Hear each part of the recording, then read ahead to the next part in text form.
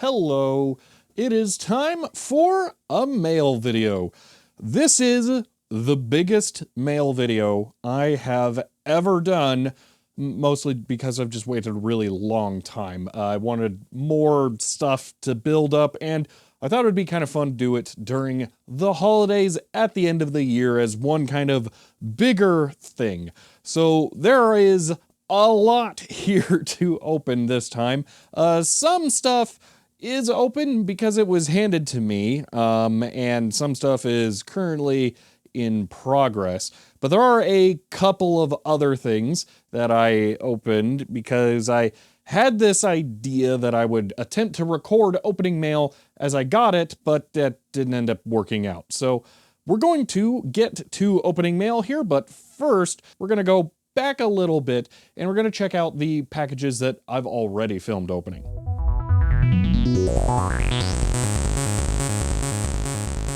The first package comes from Phillip in La Rose, Louisiana. Ooh, that's heavy. Oh my gosh, I think I know what that is. Oh. So there were several things that Phillip offered to send out to me. Let's go smallest to largest, and then back to smallest sort of again. A TrendNet PCMCIA Wi-Fi card, certified for Vista. Wow, that is slightly late for PCMCIA, actually. I'm almost surprised this isn't an express card.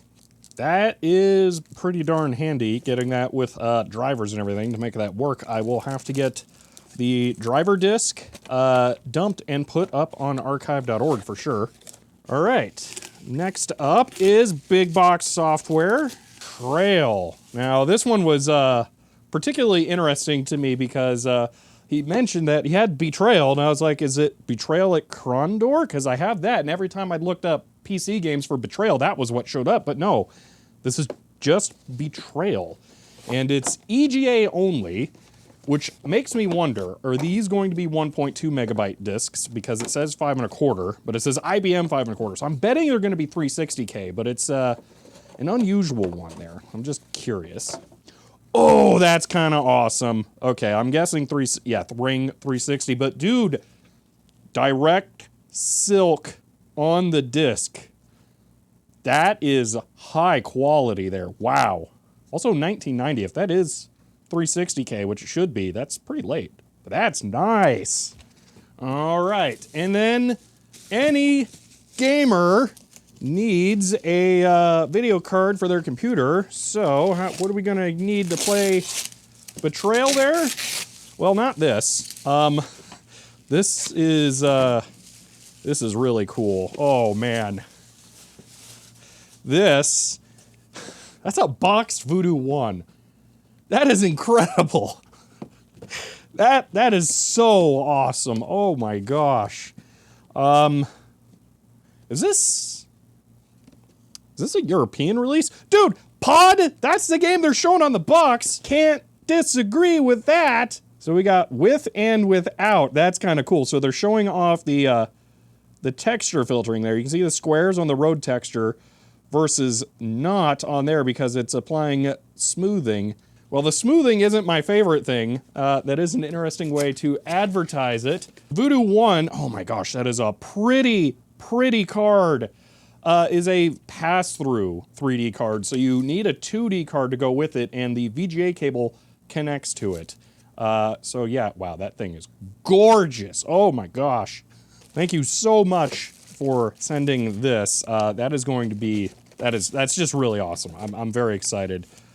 Absolutely love all of the pod that is included on this. Oh man. Yes, just yes.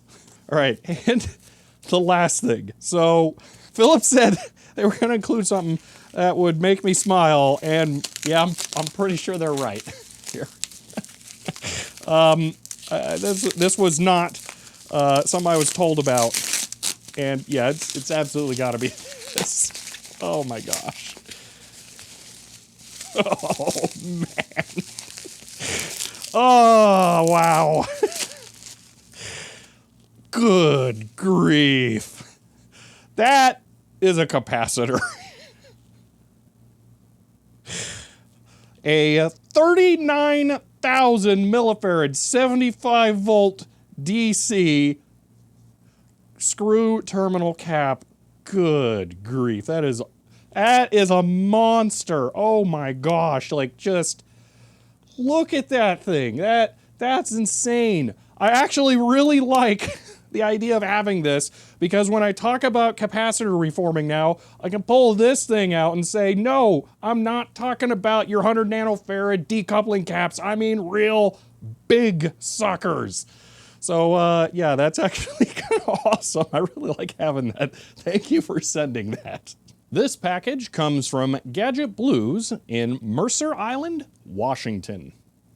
See, hi Shelby, here's the keyboard I mentioned I would put together for you. These switches and keycaps were not to my personal taste, but I hope they align with yours. Together, they have a very electric feel. I am really curious about that. See, configuration, novel keys, NK87, entry TKL, hot swap keyboard.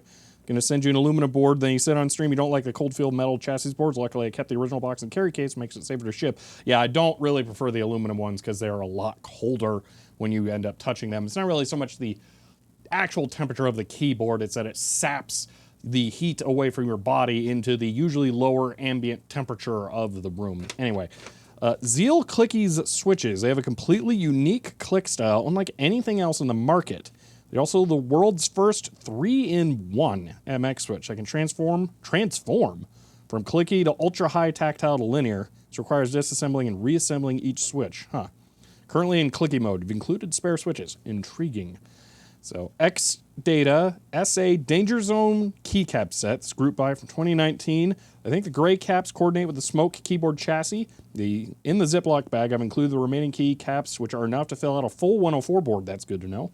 Also, alternate F and H homing keys with little raised dots on them. Currently installed are the dish type. Yeah, so generally, you'll have some that either have like a single raised bump or the whole thing is like concave to help you feel where it is. As well as normal colored enter and escape keys if you don't like bright colors. Colors are fun. And while we're in it, threw in a Promise IDE controller. Okay, let's actually look at that first. So, the bonus thing is this. Promise SATA 150 serial ATA controller plus ATA 133 port. Oh, that's interesting. Okay, PCI card with both SATA and IDE. That's kind of awesome. Okay, that's cool, and it's sealed. I'm gonna go ahead and leave that sealed for now in case I come up with a specific build where I'd be able to take advantage of it, but that's pretty awesome. Thank you. Those things are definitely handy to have. And then the keyboard itself. This is a very, very fancy box. Oh my gosh, carry case. Okay, that's kind of awesome. I feel like I'm brutalizing my Keychron by not having it in a case when I take it to and from the office every day. So that's kind of cool. Then cable. Whoa, lots of goodies in there. Okay. Looks like it's going to be two different kinds of keycap pullers. Or one's a keycap, one's key switch. Okay. And then a coiled cable. All right, let's get the keyboard out. That is some substantial weight. Whoa. That is a heavy, heavy keyboard.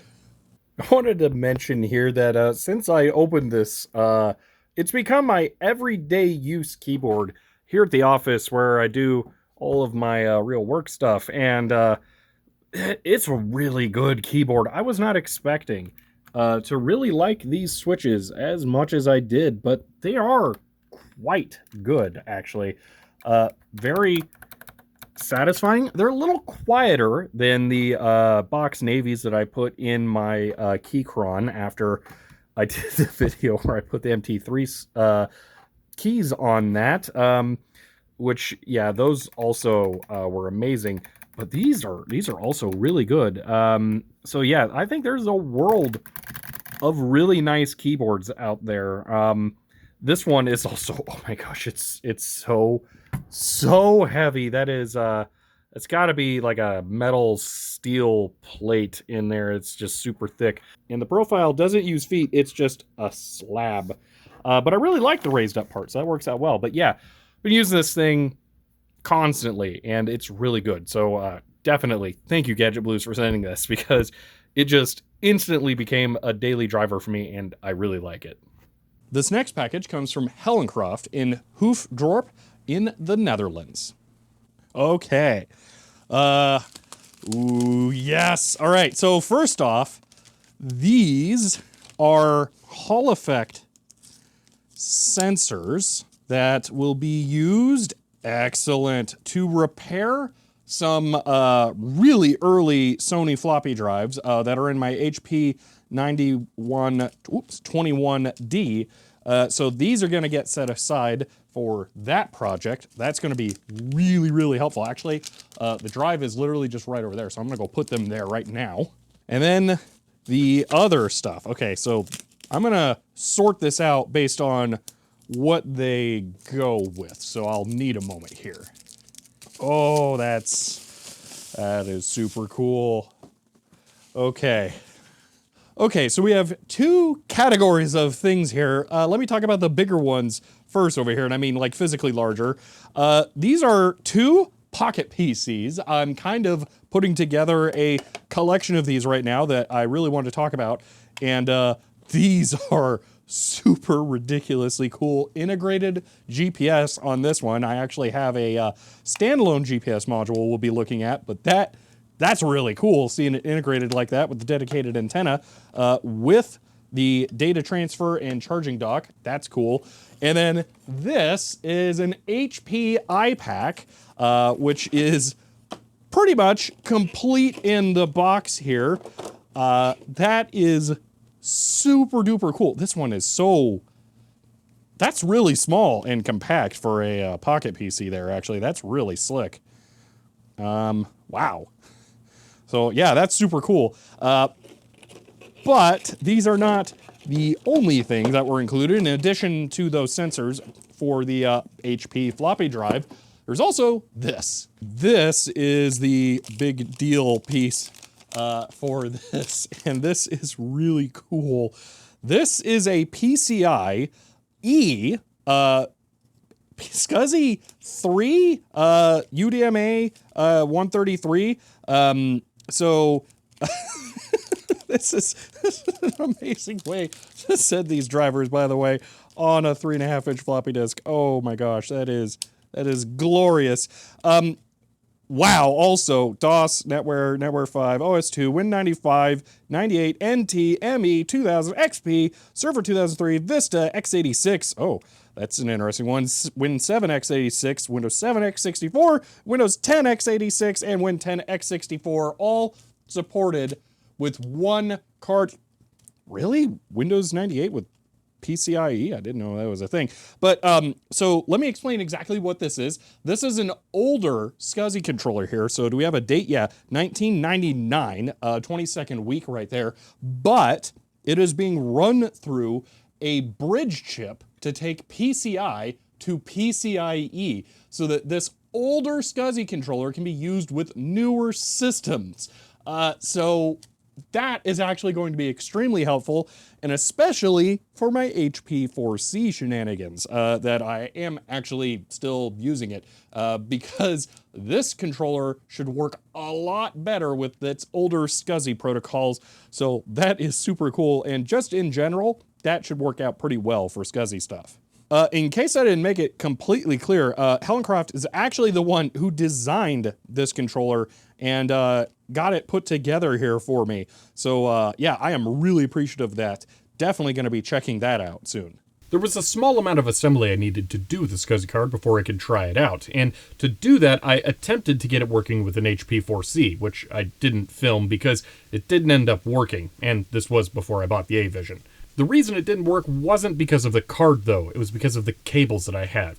Despite having a just ridiculous number of SCSI cables, I actually didn't have the exact kind I needed to go from HD68 to the Centronics port on the HP 4C.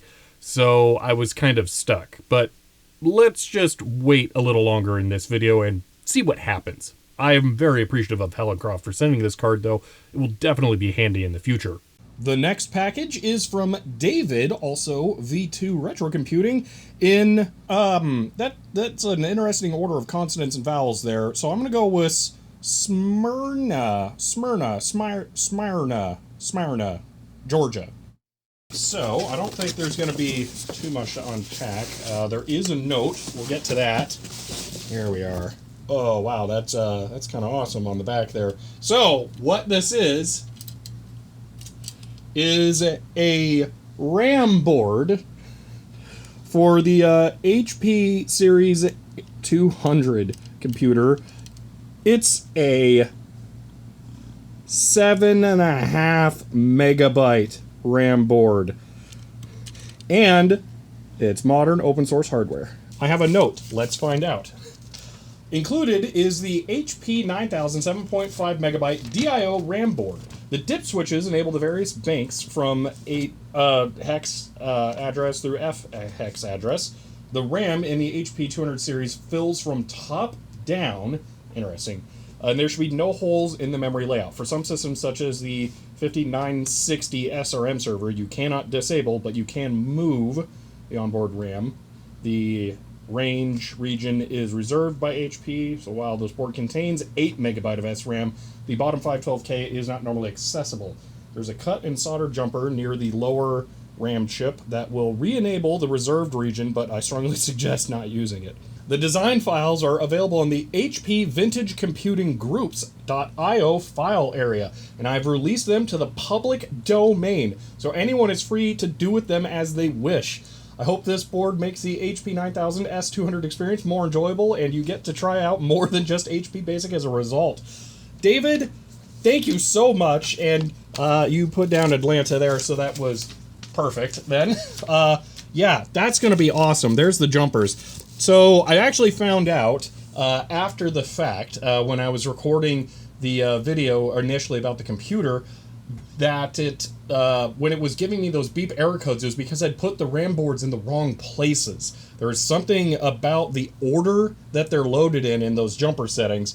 There was an eBay listing for a bunch of Pascal 3.1 documents that also came with a RAM code wheel that I saw recently. It's just it's a document, and then there's a thing that spins inside that tells you how to configure the jumpers for how much RAM you have installed. So it's kind of really weird to deck out one of these computers. So a single board with just one set of jumpers for all the RAM will really simplify the whole thing.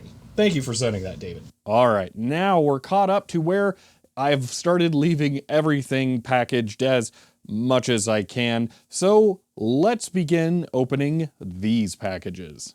All right, the package order is going to be pretty much completely random here because I've had some of these kicking around for so long, I have no clue when I even got them. So we're going to start with this one, which comes from Dave in Omro, Wisconsin.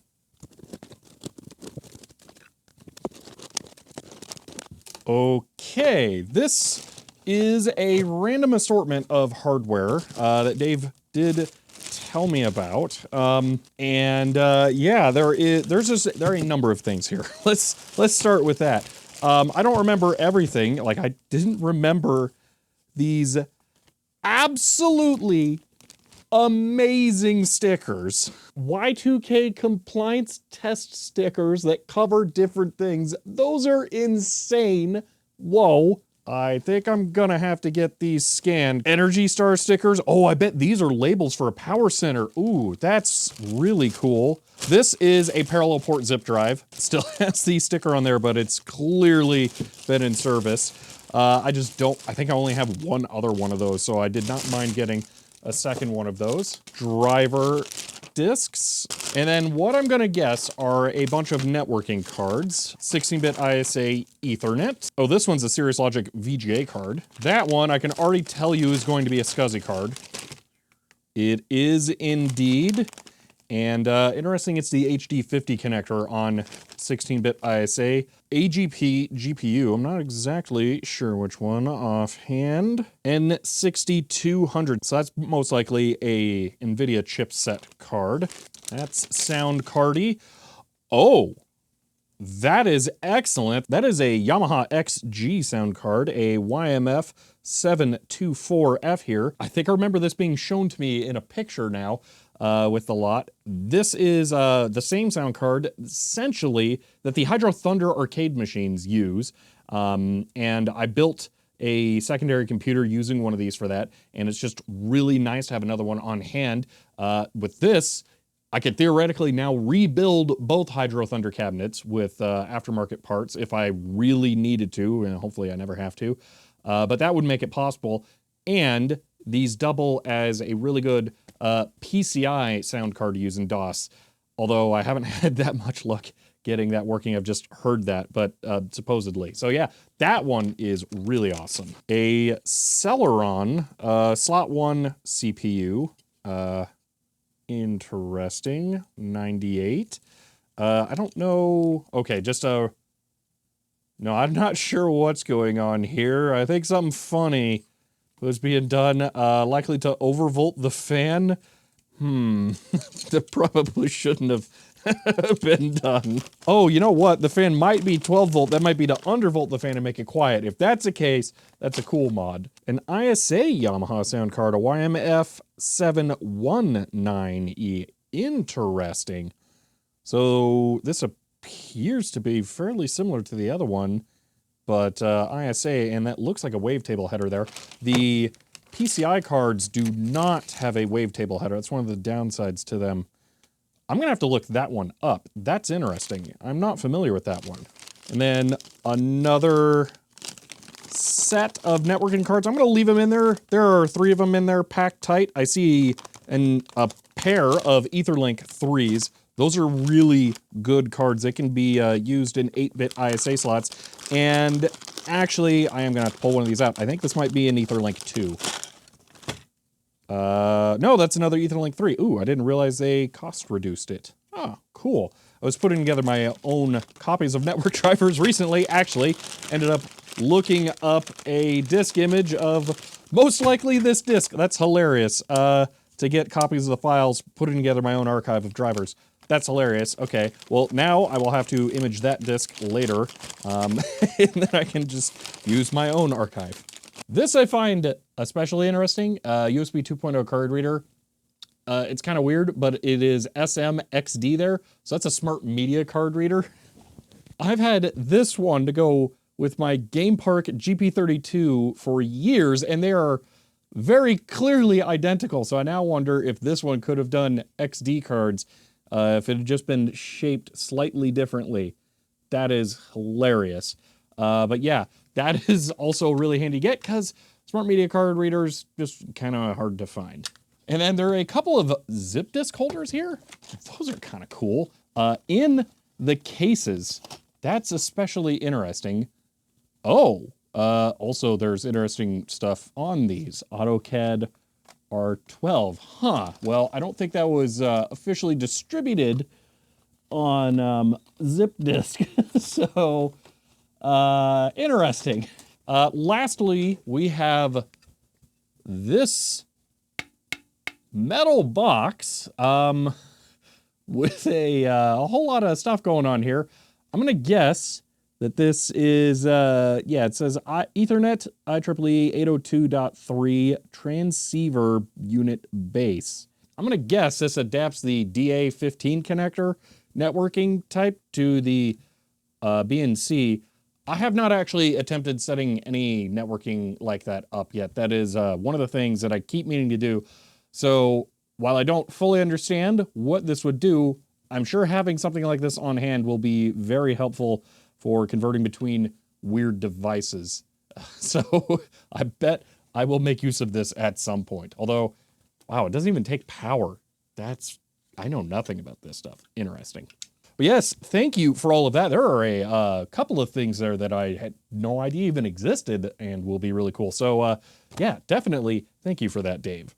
Next up is a package from Michael in Derby, Kansas. This one is a simpler one, and I've already opened it. So this cable is an HD68, if I remember correctly, to Centronic's 50-pin cable. And it's actually an HP branded cable, which is kind of amazing. Also labeled wide to narrow terminated there. And I think that is a critical part here. So one of the most ubiquitous, actually I should just go grab one. Here we go, I should just grab one. This is one of the most ubiquitous SCSI controllers from the late 90s, an Adaptec 2940W here. This outputs as SCSI 3, basically a wider SCSI bus, send more data, fun stuff like that. But for older devices, it's a little more difficult to use. So when I've tried to use the HP 4C scanner on a computer and I use this card, it has never worked for me. And a cable like this is why I needed that. If you remember my SCSI video on the Adaptec PCM-CIA adapter, I made no... I didn't hide my feelings on how SCSI and cabling and stuff works, and this wasn't even a thing that I knew was a problem, because basically what this does is it truncates the SCSI bus, terminates half of it, and then passes the other half out so you can connect to older devices, and it's... Oh man, SCSI is just an absolute nightmare. But I've tested this, I know it works, and I've been able to use the HP 4C with this card now. So, Michael, I very much appreciate it. This cable is a really good one to have. Thank you. This package comes from Jerry in Omaha, Nebraska. All right. Hi, Shelby. Sorry about the HH keyboard I said last year. Maybe this gaming mouse. Okay, will work out better. The rest is due to having to downsize and wanted to keep out of the landfill. Okay, so we have a assortment of things here. Compact flash to IDE adapter. Oh man, that's just universally useful, although that's kind of weird on the box. I doubt that that's what's in there. It's probably the IDE one, but I've never seen one that adapts to SATA. That's weird. But this one, oh, there's a bunch of stuff in here. Several compact flash cards, a SATA to IDE adapter, okay. Interesting, more compact flash, and yes, as I expected, this one is compact flash to IDE. The reason these are so common is that PCMCI, compact flash cards, which can connect to PCMCIA passively, also can connect passively to IDE, so you don't need a chip on there. I'm sure that there's an IC on the box for that. Anyway, don't really need to go in depth in here. I suspect the real trick here is going to be whatever that gaming mouse is. So let's go straight to that. Oh, actually, those work on my MDR 7506s. Oh, yeah, labeled right there. That's handy. This must be the mouse, okay? It's, no matter what, maybe it's an inflatable mouse. I don't know. Okay, let's find out. Oh no. Oh, wait. Oh. Huh. Okay. Oh, there's so many things going on. That's a mini CD. Okay, I can get it out. Alrighty. The bottom is poofy. It's like a velour cushion. Oh. Oh, yay. RTR 720. Maximus Dominus. Oh gosh, that's a mouse, huh? Oh boy. All right. I can confirm it is in fact a pointing device. There are 4 buttons along the top that just flash red and blue color patterns for some reason. None of the 4 buttons seem to be left click. Every single one of them on here right clicks. Technically, this is actually my phone doing a dock thing, so this may not be the most fair test, but yeah, that's certainly a thing. Well, Jerry, thank you, I guess. But really, no harm done on the Happy Hacking keyboard. While I may not have really liked the keyboard, I really liked the experience of using it, so I was happy with that nonetheless. I was packing this up so I could move on to the next thing, and I noticed on the bottom of the mouse that it says 2004, and this absolutely feels like peak 2004 nonsense thing. Think back to places like ThinkGeek. Yeah, I could totally see this kind of thing being there. All right, we're going to do one of the things that I don't have to open next here. This comes from Tom in Gilbert, Arizona. And, oh my gosh. So, this is a Bell Howell PP150 printer. Oh boy, this might be the most gorgeous printer ever made. So this was given to me by Tom in person. They didn't really know much about it. They got it with an Apple II, and this thing is, oh my gosh, it's so incredible. It's weird.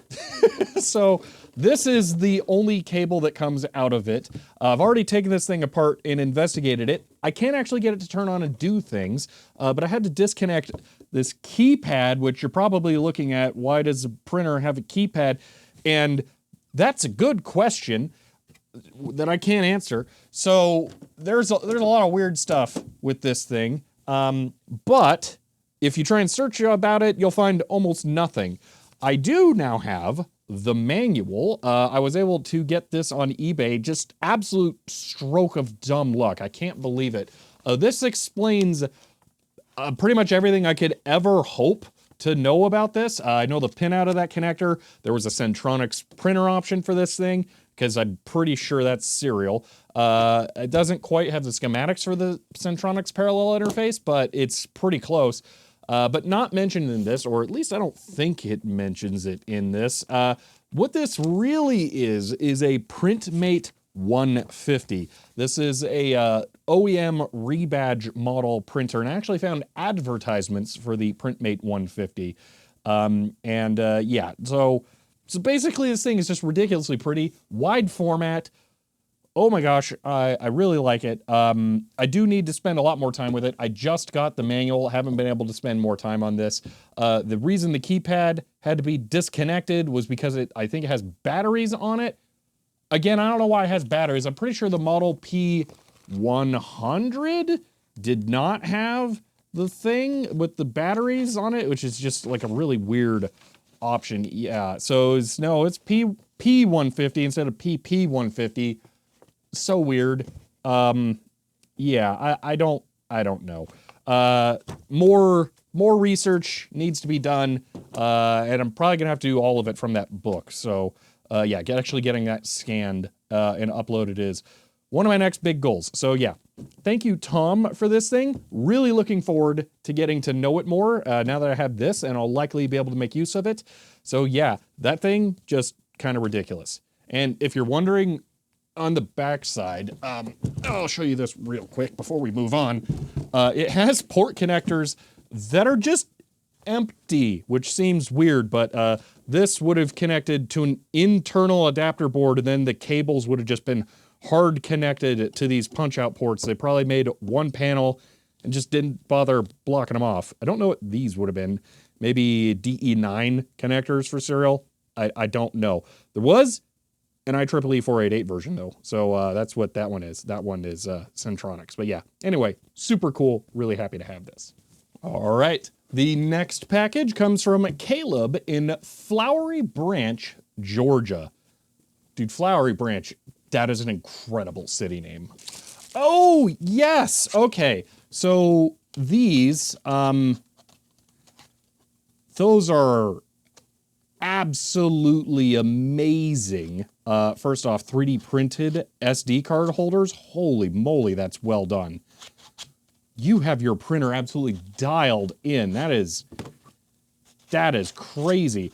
Anyway, it was mostly these are the ones that was being sent. So these are kind of more industrial use SD cards here, and then I think the other ones were kind of left over from cameras and such. But the idea was that they reached out to me about including these for like computers using SD to IDE adapters so that you can boot off of these and they can handle a couple more write cycles than usual, which makes them ideal for something like that. So those are actually going to be really handy. Those 3D printed cases are amazing though. Wow, those are super cool.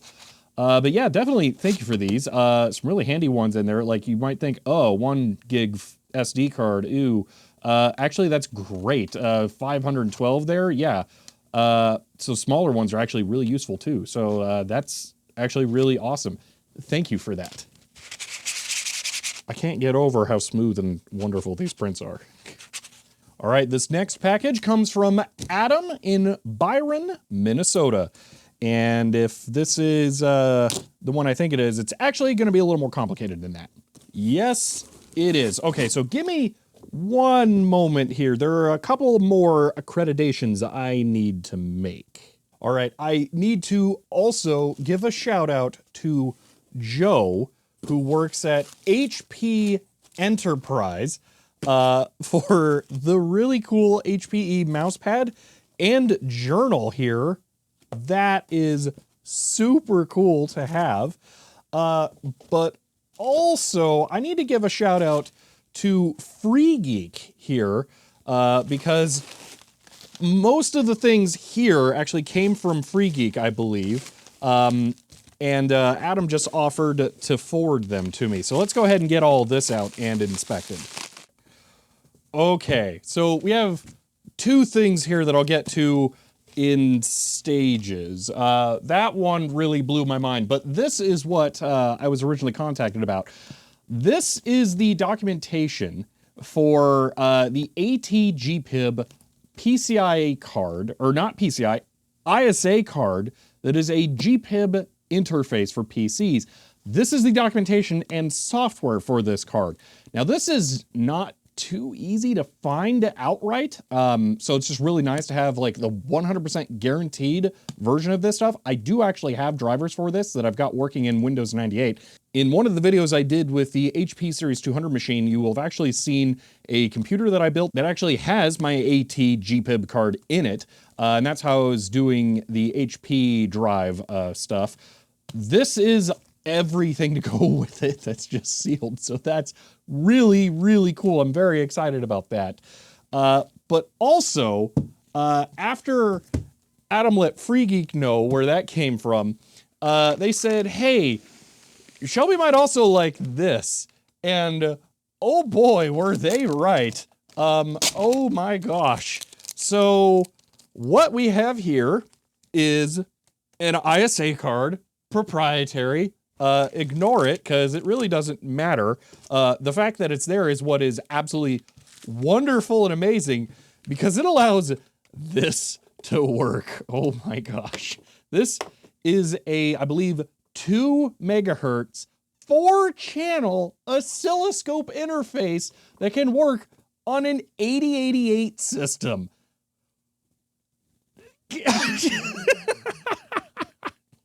That's insane. This thing is crazy. So this is the documentation for using this, and the software. Oh man. Oh, this is so cool. Wait, are these ads? No way. Oh, it's a whole Rapid Systems newsletter. Oh man, I had no idea this was in there. Oh my gosh, I was doing research on the thing before it was sent to me, and I found out, I think it was $299. Oh my gosh, that is so cool. They're all little fake newspapers dedicated. This is just wonderful. Oh man. Now I wonder if this is like a promotional thing that someone would come around with, because the thing I really don't understand is, why is this actually here? I've talked about this before. Usually hardware like this that has a dedicated proprietary interface card, this card always gets separated because they associate all of the costs is associated with this thing, not the internal card. So when you chuck your old, ugly, stupid, dumb computer, when you upgrade, you don't really keep that card, and then they are separated forever. So, oh man, that is awesome. Wow, yeah, so imaging those, that's gonna be a high priority. Getting all of this scanned, and since these are loose sheets, I can run these through a ADF, although these are the kind of prints that do this. So that's fun. I'll have to make sure I separate all the pages first. But yeah, getting this preserved, that's, oh man, that's a big deal. And then, of course, we are going to have to check this out at some point. I have been meaning to start a big IBM PC series up of doing a bunch of different things with this. So yeah, I think we'll have to kick that off and we can build up to this because I have a lot of cool hardware to go with that. So yeah, huge thank you to Free Geek for the things, for Adam for mailing stuff, and to Joe for the really cool mouse pad and notepad here. I really like that. That's cool. Thank you. I didn't quite mean to do this, but this is a coincidence, as you'll see in a moment. This comes from 1010, who didn't really want to be singled out, but I did want to show this off because I'm appreciative of it. This is going to be, well, another National Instruments GPIB product. This is a GPIB USB HS. This is a GPIB USB adapter. I actually already have one of these, but they're just super useful, and I have so much GPIB stuff, so a second one of these was really helpful. I keep one permanently connected to my test equipment at my workbench, and when I'm doing videos like plotters and stuff, I'll have to disconnect it and bring it out for those kinds of things. So this will let me just have one permanently connected to my electronics hardware, so that's really nice. I am appreciative of that. The next package comes from Phillip in La Rose, Louisiana. Nothing is as strong as unicorns. Man, that was tough tape there. Oh my gosh, it's just that. I didn't realize it was just that. Oh, that's amazing. Okay. Let me go get one thing before we go farther into that. I can't remember if this was in a mail video or something I was asked to open on stream, but previously, Phillip sent me this, which is an Aero M capacitor, 39,000 microfarads.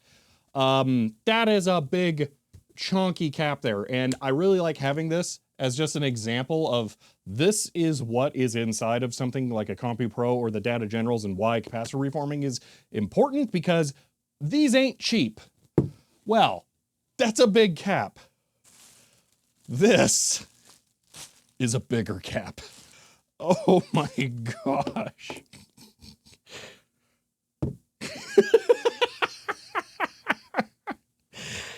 Oh man. Whoa. Now this is only 60 UF. I'm frankly surprised that it's not just 60 F. I'm gonna guess that this is, well, it's 660 volts, whereas this is probably like 30 or something. 75, yeah, so it's pretty low voltage. So that would be what that has going on. Oh my gosh, that thing is a monster.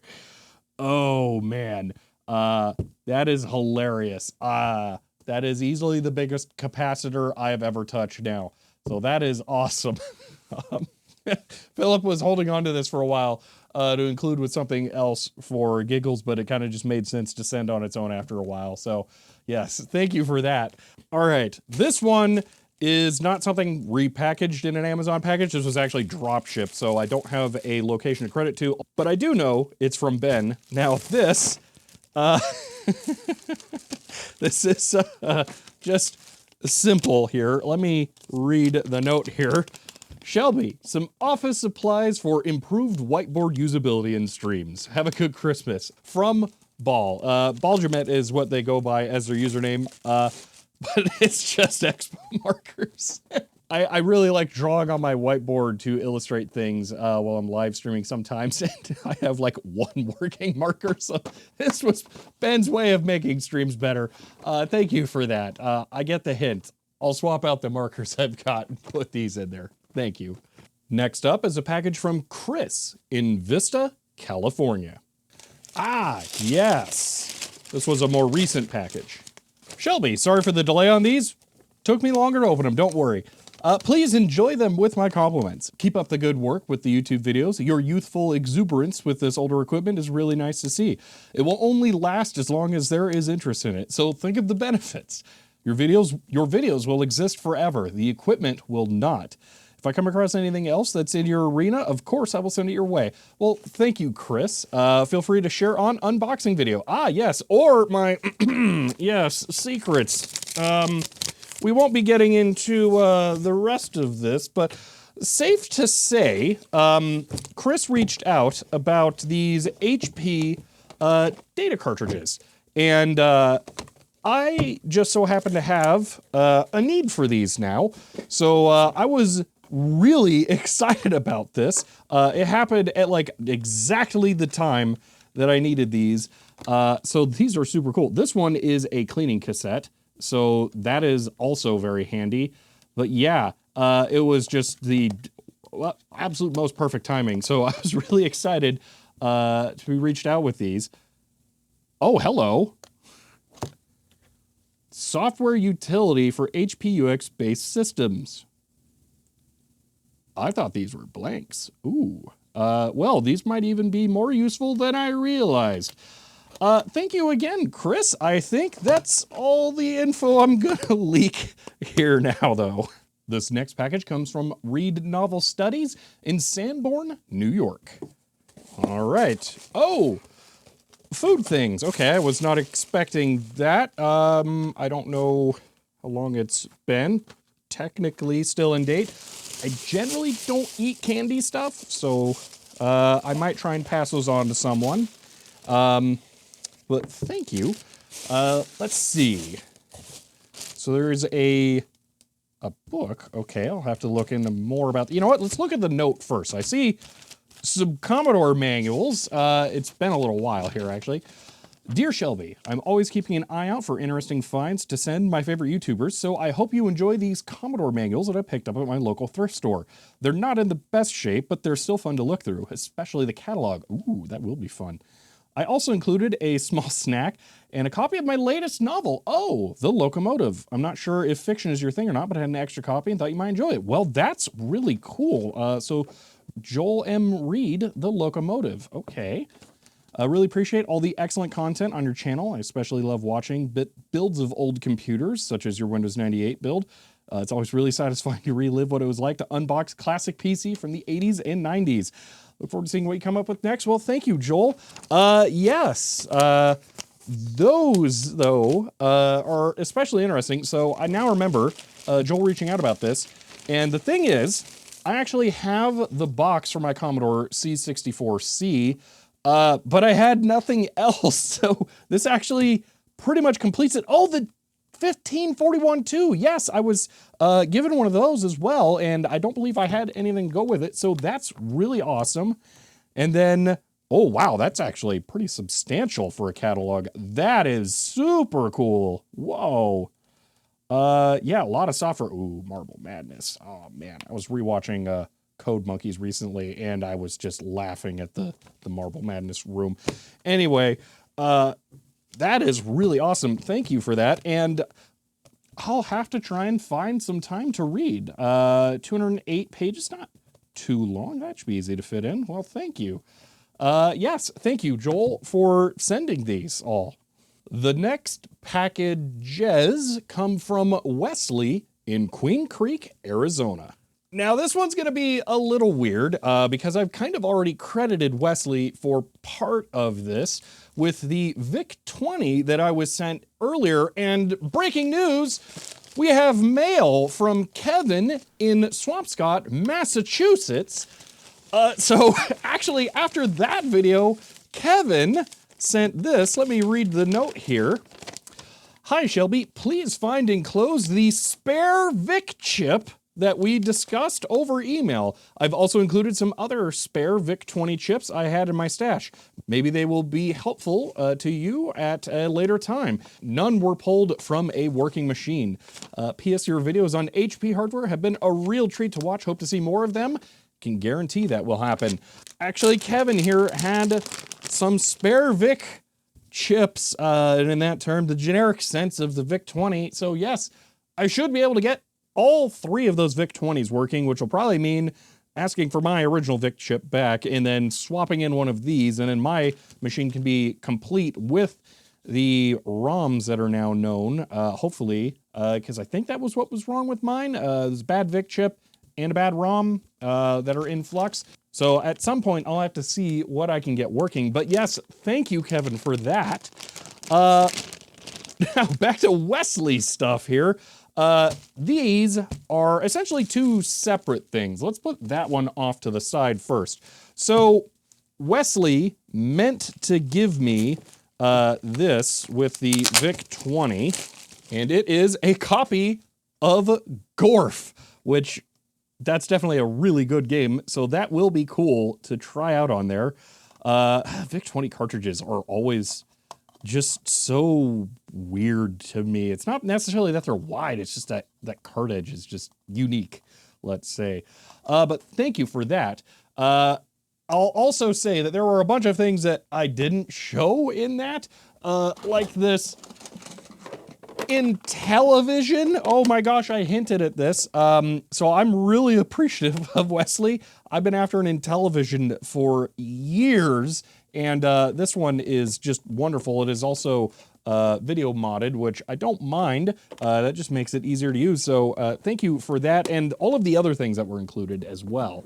But this one is new outside of that original set of stuff. And this one is really cool, and also something I've been after for a while. Not as long as an Intellivision, but still really cool.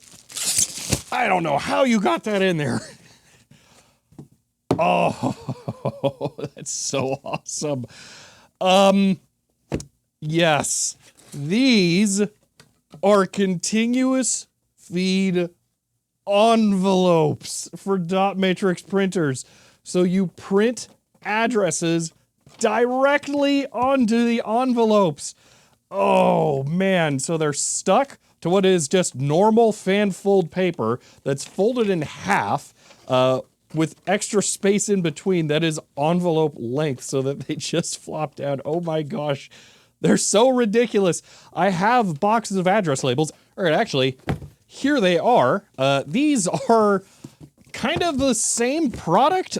So these are address labels that are continuous sheet feed. So if you didn't want to run an entire envelope through, you could run these through, but there's no way the adhesive's still good on these. They're ancient, so I've never even attempted using them. Is there a date of any kind on here? I don't know that there is, but when you see a package like that, you know it's not gonna be very fresh.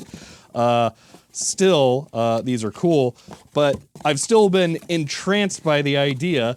And while I was live streaming one day, Wesley was thrifting at Goodwill and ran across these and told me in chat. And, well, my reaction was this. Found a new old stock box of tractor feed envelopes. Buy them. I want them. Get them. Get them, get them, get them. Get them, Wesley. Got them? Awesome. Oh my gosh. Amazing. So yeah, to say I was a little excited when these were found is an understatement. Oh man, these are so cool. So yeah, I am really appreciative of this, and I now have to send one of these back to Wesley and print on them, which I will do as soon as I can. But yes, oh, that's so cool. It's just so weird. This was a solution. Just look at this. Oh, man. It's just wonderful. Oh my gosh, these are great. Thank you so much. All right, this next package comes from Liam in Belpre, Ohio. Okay, so we have a note. Greetings, I hope this sealed copy, oh, hello, it's, let's just go ahead and get this out. Oh, that's chunky, whoa. Greetings, I hope this sealed copy of Lotus 123 makes a good piece for your collection of old software. Found this copy at school I used to go to a couple of years back. Software was on a shelf, long forgotten until I decided to clean out the room it was in. Lucky I was able to save it from hitting the landfill. Absolutely, oh my gosh. Unfortunately, we don't have a PC old enough to run this software. As oldest PC I have runs Windows 98 SE. That could technically do it, but it wouldn't be amazing. You could boot into DOS, depending on whether or not it's actually 3.5-inch floppies. Whether you might have been able to use it or not, I don't know. Wait a minute. Oh, this is gonna be weird and not what either of us thought. Okay, one moment. It would not have run on your computer. But yep, old computers are cool. Show up locally, you can grab them. Funny things, I found more CRT monitors, you found computers. Oh, that is hilarious. P.S. on that TI 4000 I sent you, one moment. All right, let's continue. To help you on fixing that calculator, tell you what happened to it. The calculator was working when I got it, and unfortunately the calculator got turned on with the dust cover on. Calculator got overheated and was acting goofy. So you turn it off, let it cool down. We came back next day, calculator was tested as dead. Okay, see, so that would make some sense. So this is a Texas Instrument desktop calculator. I believe it uses Panoplex for the display because it's flat, and I don't think there were ever any LED desktop calculators. At least I've never seen one. If there's ever a company that would have made one, it would have been Texas Instruments, but I still don't think it is. It wasn't working, so it was sent to me. So if it was cooked, it could be bad capacitors. They get hot, and they're one of the few components that are really temperature sensitive. So if you had them heated for a really long time, they may have ruptured. So I should check through all the capacitors with that knowledge in mind. And actually, I'm gonna go ahead and put this note in this box. That way, I can have that information with it. So thank you for letting me know about that. I'll have to put that aside to actually work on later. This, though, this is really cool. I've never had a copy of Lotus 123. And based on what I just saw on the side, I think I still don't. So, now, this is interesting. This is sealed. We're gonna open this right now. Now, normally I wouldn't do this. But on the side here, well, let's just see. USA Node Edition, operating system, DOS 2.1, disk media, no media, documentation only. So if I'm understanding that correctly, this is a software package that's sealed, will have nothing in it. No media. It says right there on the bottom of the label too. I have to see this. I have to see a sealed copy of Lotus 123 that doesn't actually have Lotus 123 in it.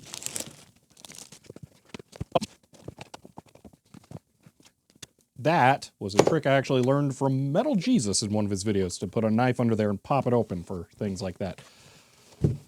Okay. There's pads and books.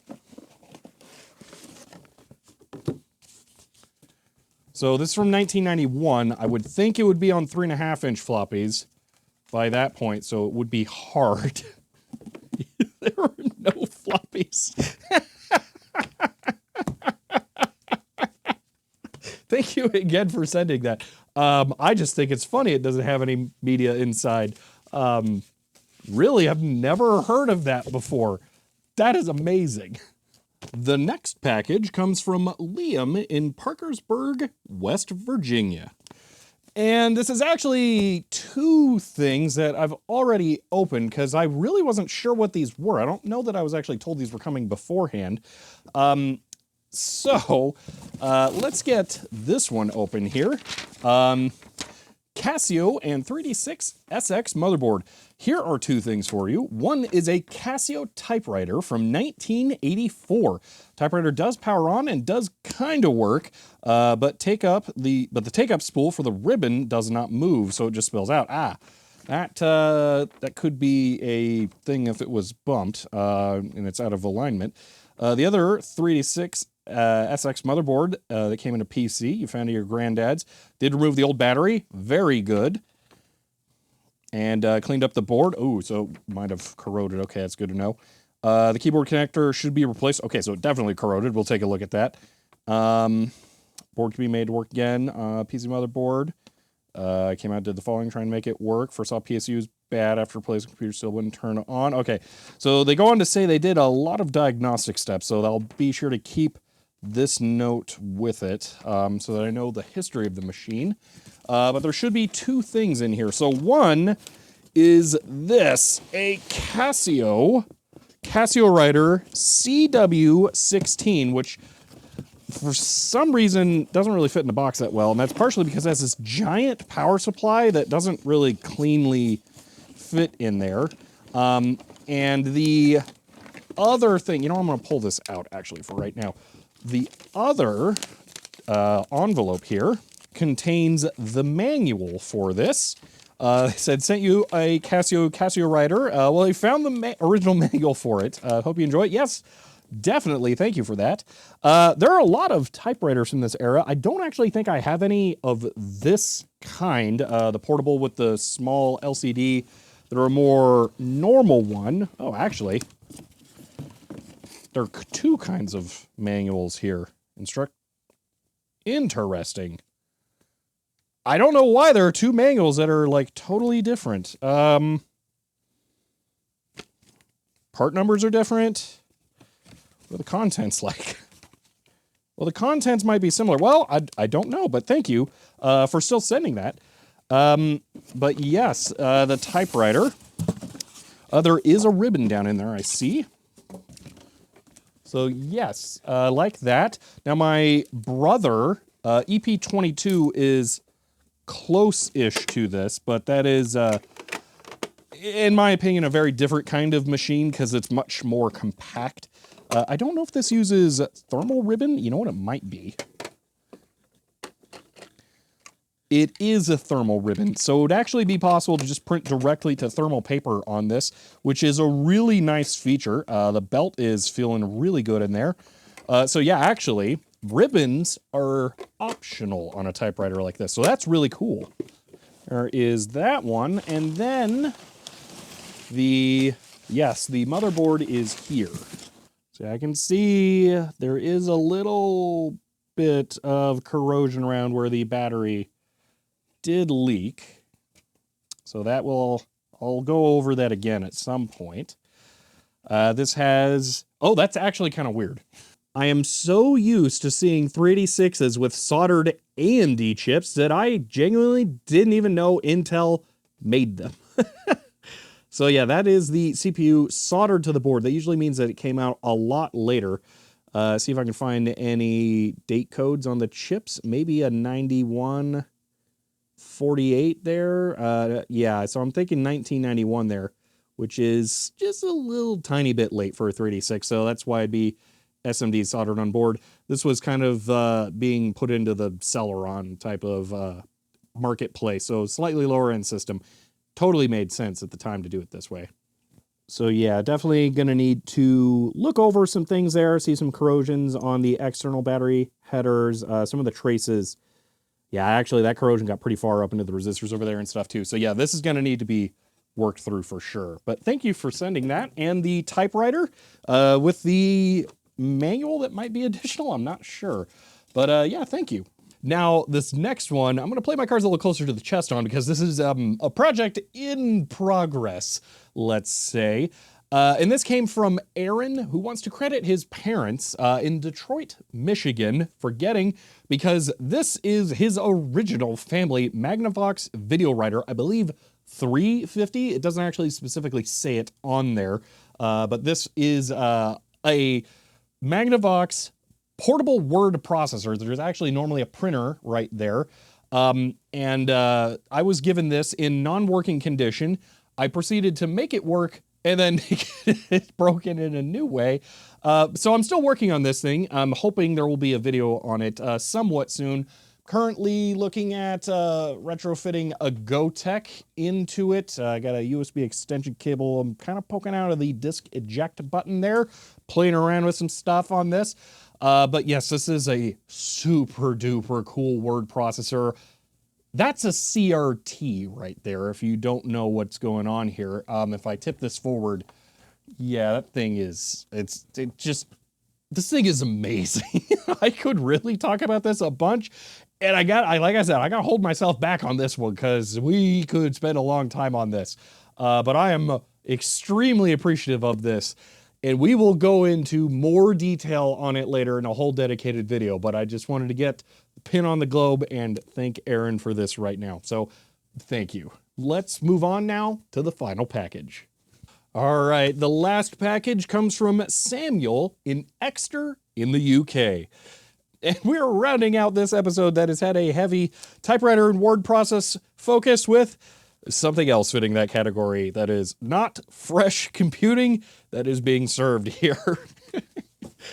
So this one I did open because it came from the UK and I wanted to make sure everything looked all right. And oh my, did it look very all right.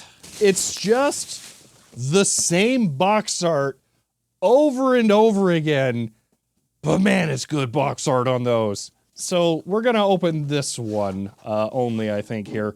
This is the Cambridge Z88. Now they call it a computer.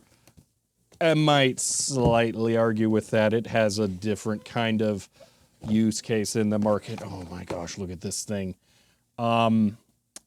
This is akin to the TRS-80 Model 100 and the, well, actually, let's go grab a couple of things. This is my Tandy WP2, which is not in any way architecturally similar to the TRS-80 Model 100, but is very similar in use to this. This is a word processor. You would take this to write notes on. I have a whole video about this thing. That is just one of a product segment that is full of devices like that. This is an Alpha Smart Neo. If you were taught typewriting in the late 90s, early 2000s, it's possible that you were educated on one of these. I knew I was, but I didn't know what it was, and it took me forever to actually figure it out. And I managed to track one of these down and get that. But this is the Cambridge Z88, and this is regarded as one of the best kinds of devices that fits in this niche. I believe the resolution on that screen is utterly ridiculous. I don't know where it'll actually say this. It doesn't want to just tell me what the resolution is right off the bat, but oh my, is it high resolution. You know what? I will just pop some batteries in there right now and we'll check it out. So impressive, and this is why it's slightly better. It comes with basic calculator, calendar, just a lot more functionality. Diary is where this thing usually gets compared, but it's just on an entire other level from the other ones. Oh man, that's so cool. Wait, this was the first computer I own that runs BBC Basic. Huh. So what we have here is a mains adapter. I'm curious, I gotta see. It's gotta be a UK plug on it, especially being called a mains adapter. But now I'm wondering, yeah, okay, that's very not United States. Okay, so that's an external power supply. Theoretically, I could probably use that with the stepped down voltage converter I have that I'm terrified of, but it's probably just DC. I see a barrel jack on the side. I'll look at it, it's probably 12 volts or something. And then there is this, which, floppy disk, module. It takes cartridge expansions like HPIL devices, and then a serial cable so that you can interface it over RS-232 with a computer. I'm not sure what all applications this supports. I mean, I imagine this supports like Lotus 123 or something for sending this thing spreadsheets. I don't know. It's a whole new wonderful world to get into. And I'm so excited. This thing is just, it's in immaculate condition. It's ridiculous. The one thing I'm immediately going to criticize about it, so far as the only thing I think is actually a problem, that is an external rubber membrane keyboard. So that's not long for this world. Hopefully it works well. But yeah, that's a weird one there. But man, that is stunning. Thank you so much for sending this thing. It is absolutely wonderful. Well, that is it for now. Thank you again to everyone who sent something. This was an amazingly generous video. I'm extremely appreciative of all of you. Thank you so much. And I really just can't believe that I'm in this position. So thank you all. But that is it for now, and that closes out the final video of 2023 here. I hope you all had a good year. I feel like some of my best videos came out this year, and so I'm very excited about the future going forward with the video release schedule I've been keeping with recently of once every 2 weeks. So we're going to keep on with that next year, and hopefully things continue to improve. If you guys enjoyed this video, you may want to subscribe to see when I make videos about a few of these things. If you want to help support the channel, you can find me on Patreon. But for now, that's it, and I'll see you next time.